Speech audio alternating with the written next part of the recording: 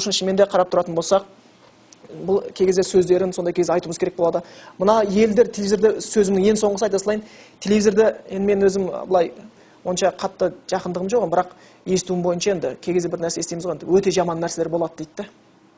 Энди бир адам карай алмайтын, телевизор турган жерде бала чагым отуруп чай иче алмайтын, бир кино жок дейди, бир айтканда сапсап өтүп кететин. Койсаң ыңкыл сыңкыл нерселер, шешинген нерселер, бир динде жок, башка жок, ширк, бидат, айтканда күнә, бүкүл жаман нерсенин бәрин үйүп төгүп атат да. Жана билеп аткан сыяктуу. Бирок да арасында сүйтүп отурган кезде бирок да Аллаху акбар дегенде элең эте калат да бишаралар.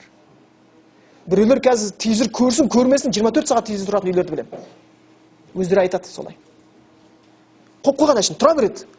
Соны элең этип атат, не болуп атыр экен дейт да.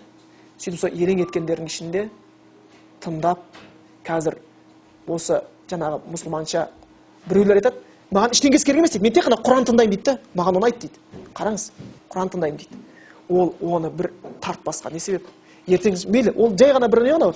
Бұл бір түрткі да. Бітті сол күні ол барып өлең айт деп атқан жоқпыз ғой. Билеп кет деп атқан жоқпыз ғой. Намаз оқыма деп атқан жоқ қой. Көздерін үйретіліп жатыр орамалға, Құранға, таухидке, жақсылыққа шақырылып жатыр сол нәрселер. Бір жігітті білем, ислам дініне кірген себеп бір-ақ ауыз сөзден ислам дініне кірген. Маған өзі айтып берген. Автобуста ұйықтап келе жатырмын дейді. Осы қаланың арасында жүрген автобуста үйістеп келе жатқанмын дейді. Сосын бір жігіт отырған дейді, кішкене сақалы бар екен дейді. Жұма күні етін дейді. Ұйықтап келе жатсам дейді, бірақ ана жігіттің телефонын звондап дейді да. Телефон алды да біреу ажал амандасқан болу керек дейді да. Кейін біліп жатырмын сол кезде. Ва алейкумуссалам ва рахматуллахи ва баракатух деген кезде мына не деген сөз деп таң қалдым дейді да.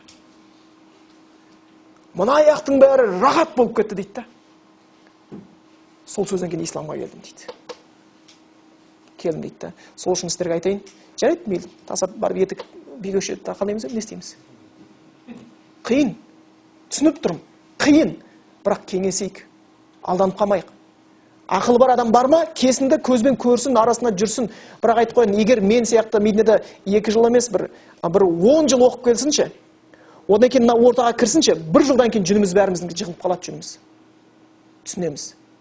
Ана Шейх Усеймин айтқан сияқты өзінің фатуасына келеді ғой. Сафалу сунната валау хадаса ма хадаса валау бисафки дима. Бір бауырлар айтады екен, мен сүннетті орындатамын не болса о болсын. Тіпті осы сүннет орны үшін қан төгілсе деп айтады дейді да. Хаза хата дейді, бұл қателік дейді. Бұл қателік дейді. Діннің қағидасы дейді, жақсылықты кедеру, қолдан келсе жамандықты жайлап отырып қайтару дейді. Жаңағы келетін пайдасын мен үстін зерттеп отыру керек екен. Аллах біздерді кешірсін. Қате сөйлеген сөздеріміз болатын болса, егер біреуде сондай бір білім бар болатқан болса, келсін, ақылдассын, сөйлессін, татулассын. Біз мұсылман бауырымыз ғой. Бірімізге шыменде қолымызға демеу салмасақ, сыртымыздан келіп біріміз аяғын шалған кезде, мына жақта қанша бір нәрселер біз үшін жетеді қалған. Біздерге анау орысының, басқасының, жахилдің айтатын сөздері жетеді. Енді біз бауырымыз өнен аяғымызды шалысып жүретін болсақ, онда дінді кім таратады? Кімді дін кім таратады? Кім жеткізеді? Сол үшін кейбір нәрседе тақуалыққа шақырыңыздар, Құдайдан қорқыңыз деңіздер, басқа қылыңыздар, шамаларыңыз келгенше кешірім сұраңыздар. Анау бір араб осы бір шейх келген екен осындай бір біздің Қазақстанға. Сонда машинамен келе жатқан кезде отырып жылады дейді да, автобустың артында отырып. Жылады дейді. Жылады, сосын неге жыладыңыз деген кезде, мынандай қалада рекламаларды көрген ғой, ана жалаңаш әйел, мына жақта бірдеңе, мына жақта қыздар, ана жақта реклама бәрі жалаңаш. Соның бәрін көріп, көшеде жалаңаш қыз, ана жақта не ішіп атқан, жеп атқан бәрін көріп те жылап айтты дейді. Мына жердегі жүрген мұсылмандарға Алла қуат берсін, мына жердегі мұсылмандар қандай мықты деп айтты дейді. Бағалады да қандай ортада жүргенімізді. Біз бағаламай жатырмыз. Аллах тағала мына заманда жүріп, біреу орамал тағып атса, ар жағында үлкен ерлік жатыр.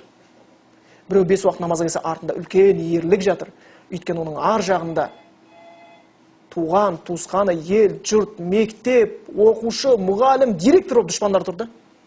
Соның бәрінен бастар дінге сәл көңіл бұрған кезде, демеу болдың орнында, ең жетпеген сен мынауың бидат деп келіп, айтсайшы, бірінші таухидты айт, намаз айт, басқасына келеді, иншалла, тәртіппен айтайық, Алла баршамыз кешірсін.